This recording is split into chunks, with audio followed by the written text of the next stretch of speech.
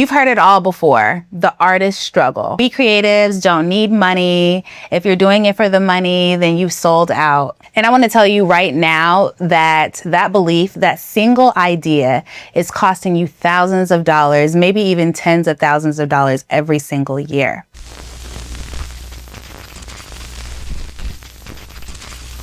Welcome to The Wealthy Creative, the channel where one video at a time, I show you that you can be creative and financially free. I'm Kelsey, and before we dive in, make sure you hit subscribe because every single day I'm dropping tools, mindset shifts, and money strategies built specifically for people like you. So let's get into it. So where did this idea even come from? This romantic notion of suffering artists. It traces back to the 19th century bohemian culture in Paris. Artists and writers who deliberately rejected bourgeoisie values and lived on the fringes of society. And there was a certain poetry to it, right? The idea that suffering produces great art, that hunger sharpens the soul. But here's the thing that nobody tells you. Van Gogh, miserable and broke his entire life, supported financially by his brother Theo. Mozart died in debt. These aren't success stories. These are tragedies, and somehow our culture turned them into a blueprint for creative life. Meanwhile, you have Michelangelo, one of the wealthiest men in Florence.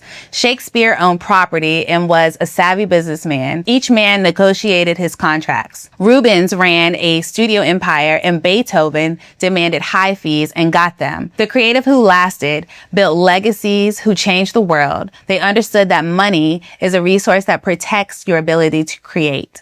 They treated their talent like a business. The starving artist myth was never born from reality. It was born from romanticization, and it's time to stop romanticizing being broke.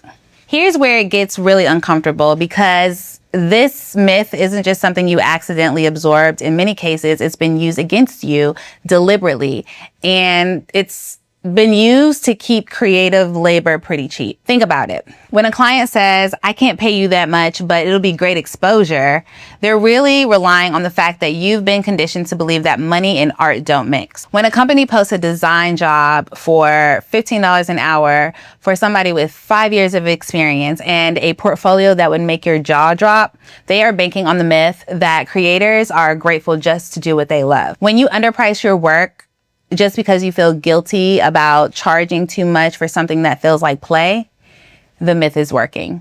And here's the deeply ironic part. The starving artist myth actually harms your creative output.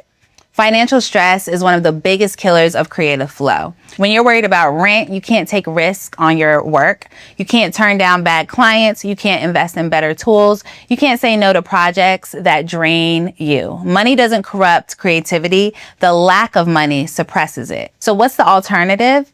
This is the mindset shift that changed everything for me and every creative entrepreneur that I've talked to. Your creativity creates value for other people. That's worth paying for, full stop. A great logo doesn't just look pretty, it helps build business trust and wins customers. A beautifully written campaign email doesn't just read well, it drives sales. A stunning photograph doesn't just capture a moment, it tells a story that sells products, books venues, or builds brands. You are not selling your feelings, you are selling outcomes, and outcomes have market value. The wealthiest creatives I know didn't stop caring about their art when they started charging properly. They actually started caring more because they now have the resources and time and freedom to be more intentional about everything that they create. Here is your new mantra, and I want you to write this down, and I want you to say it every single day until it's embedded in your soul. You ready? My creativity is a skill. My skill creates value. My value deserves compensation. That's it. That is the whole philosophy. The starving artist myth was never your story. It was just a story told about you to make you easier to exploit. And now that you can see it, you can choose a different path. Tomorrow on this channel, we're talking about the 5 highest paying skills every creative needs to learn in 2026, because once you have the right mindset, you also need the right tools. So make sure you're subscribed so you don't miss it. If this video shifted something for you, drop a comment below and let me know about it. What's one way the starving artist myth has held you back? Let me know in the comments. I read every single one, and I will see you tomorrow. Go get wealthy.